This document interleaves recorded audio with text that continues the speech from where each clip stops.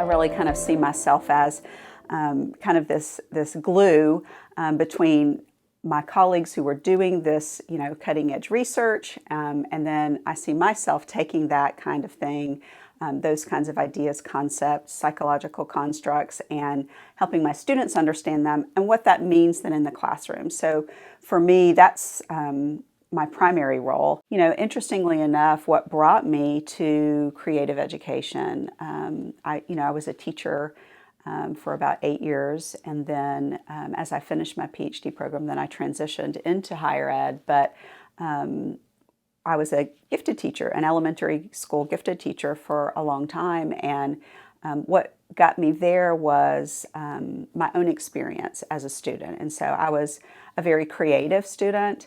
I did music, I did a lot of dance, and I just really kind of thought differently and learned differently. And so that was kind of my attraction to gifted and creative education, is I wanted bright students like myself to feel like I don't just have to be, academically great. I can also have these other talents and these other skills. And so I'm very motivated by that.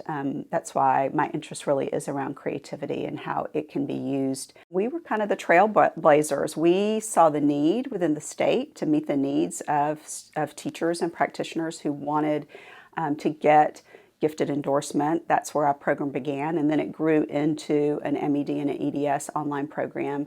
And so we wanted to help teachers in the state be able to get those kinds of graduate degrees and those kinds of certifications. Online learning can be just as rich, and it can be just as meaningful.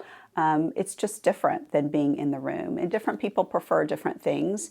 But I think that in my classes, I really try to find the ways to build relationships with my students, through an online format. So as a lecturer, I do a lot of instruction, but I'm very engaged with, our national organization and most especially our state organization. And so I have been, over the last couple of years, helping to co-facilitate a coalition for access and equity with the Georgia Association for Gifted Children. And so the purpose of that coalition is to really find the ways that we can build capacity for equity in Georgia. As we all know, in gifted education, equity is a big issue.